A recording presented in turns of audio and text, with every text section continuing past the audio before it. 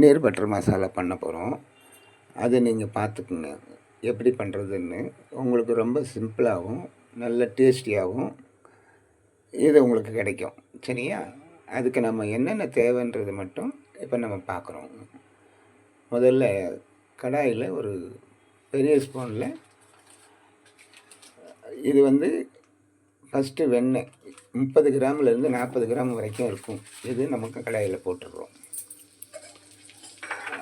அதுக்கப்புறம் எண்ணெய் விடுறோம். பார்த்துங்க, கிட்டத்தட்ட ஒரு பெரிய ஸ்பூனில் 2 ஸ்பூன் அளவுக்கு எண்ணெய்.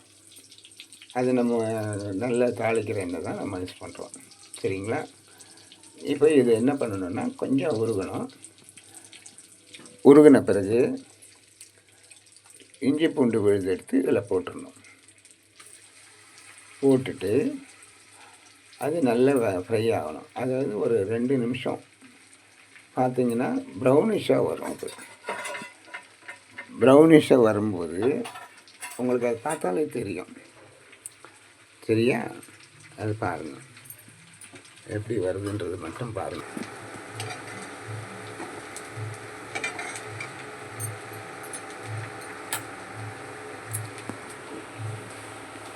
அடுத்தது நம்ம இதில் வெங்காயம் ஒரு 3 வெங்காயம், பெரிய வெங்காயம் நல்லா பொடியாக நறுக்கிட்டு இதில் போட்டுடணும். இது ஒரு 5 நிமிஷத்துலேருந்து ஒரு 7 நிமிஷம் வரைக்கும் நல்லா வதங்கணும். இப்போ பாருங்கள், இது நல்லா ப்ரௌனிஷாக வந்துருக்கு வெங்காயம். கிட்டத்தட்ட இப்போ நம்ம 5 நிமிஷம் நம்ம இது பண்ணியிருக்கோம், ஃப்ரை பண்ணியிருக்கோம். ஒரு மீடியம் சைஸு தக்காளியை நறுக்கி அதில் போட்டுருவோம். சரிங்களா? 3 தக்காளி போதுமானது. இது கொஞ்ச நேரம் ஒரு 5 நிமிஷம் நல்லா வதங்கணும். சரியா? நல்லா வதங்க. இப்போ பாருங்கள், கொஞ்சம் வதங்கின்னு இருக்குது. அதுக்கு முன்னாடி 1/2 ஸ்பூன் மஞ்சப்பொடி,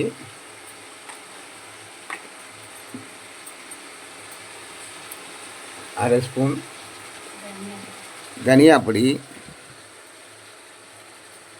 இது 2 ஸ்பூனாக போட்டுங்க தனியா பொடி. நல்ல வாசனையாகவும் இருக்கும், நல்லாவும் டேஸ்டியாகவும் இருக்கும். அடுத்து கரம் மசாலா. அது பாருங்கள், நல்ல ஒரு ஸ்பூன் அளவுக்கு இதை போட்டுருக்கோம், கரம் மசாலா. சரியா? அடுத்தது இது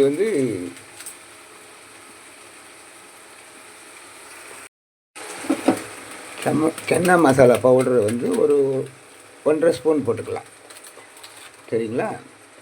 அடுத்தது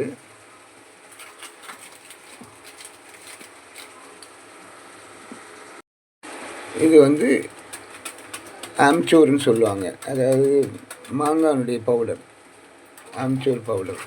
சரிங்களா? அது 1 ஸ்பூன், சின்ன ஸ்பூன் போட்டால் போதும்.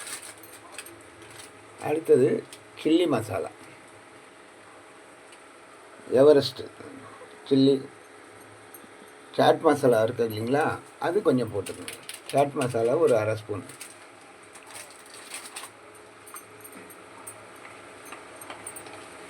உப்பு சின்ன டேபிள் ஸ்பூன், சின்ன ஸ்பூனில் ஒரு கரண்டி போட்டுங்க. காஷ்மீரி சில்லி இருக்குது பாருங்க, காஷ்மீரி சில்லி பவுடர். அது 2 ஸ்பூன் அளவுக்கு போடலாம். 1.5லேருந்து 2 வரைக்கும் போடலாம். ஏன்னா அது அவ்வளோவா காரம் இருக்காது, அதனால் இது பண்ணிக்கலாம். சரிங்களா? இப்போ இதெல்லாம் போட்டுட்டோம்.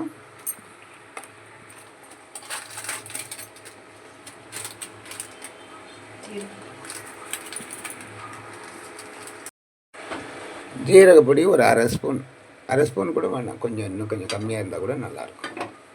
சரியா? இப்போ எல்லாமே நல்லா ஃப்ரை ஆகணும். இப்போ பாருங்கள், இது கிரேவியாக மாறி இருக்குது பாருங்கள், தொக்கு மாதிரி வந்திருக்கு பார்த்தீங்களா? இதை என்ன பண்ணணும், இப்போ அடுப்பை அணைச்சிட்டு கொஞ்சம் ஆற விடணும். ஒரு 10 நிமிஷம் ஆற விட்டிங்கன்னா அதுக்கப்புறம் நம்ம மிக்சியில் அரைக்கணும். இப்போ பாருங்கள், இது நல்லா வதக்கினது அரைச்சிருக்கோம். கொஞ்சம் ஆற விட்டு அது என்ன பண்ணுறோம், திரும்பவும் கடாயில் அப்படியே ஃபுல்லாக கொட்டிட்டு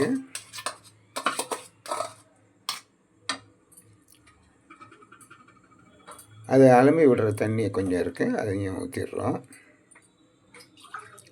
இன்னும் ஒரு கிளாஸ் தண்ணியை 3/4 கிளாஸ் தண்ணி மேல் கொண்டு ஊற்றுறோம். கொஞ்சம் கலக்கிங்க. அது போக ஒரு டம்ளர், சின்ன டம்ளரில், அதாவது 100 ml பால் அதை விடணும். அதில் நல்லா கலக்கணும். இது நீங்கள் நல்லா கலந்த பிறகு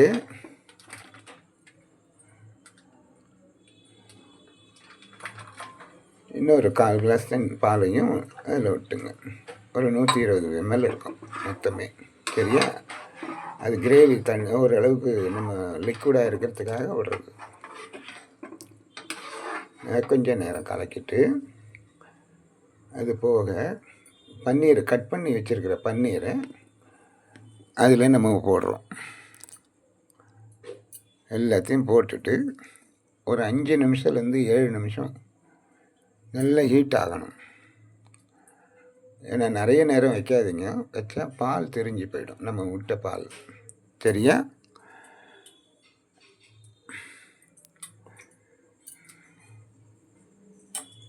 இது போட்டாச்சு.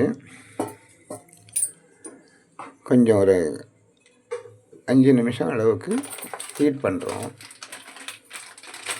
இதை முடித்த உடனே இந்த மாதிரி கஸ்தூரி மெட்டின்னு பேர்.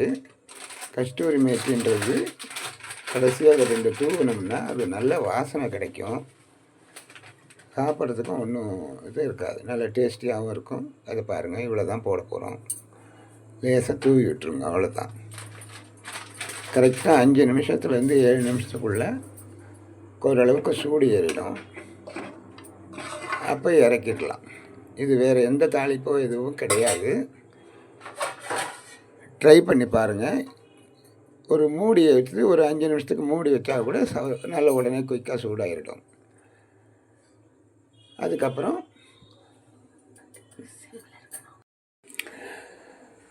இப்போ மூடி வச்சுருக்கோம். ஒரு 5 நிமிஷம் பொறுத்து மீடியமில் வச்சுங்க அடுப்பை. ரொம்ப ஓவர் ஹீட்டும் வேணாம், ரொம்ப லோவும் வேணாம், மீடியமாக வச்சுக்கோங்க. கரெக்டாக ஒரு 5 நிமிஷம் பொறுத்து அடுப்பை அணைச்சிடலாம். சரியா? இது இந்த நம்ம பண்ணியிருக்கிறது 4 பேர்லேருந்து 5 பேர் வரைக்கும் சாப்பிடலாம். ரொம்ப டேஸ்டியாக இருக்கும்.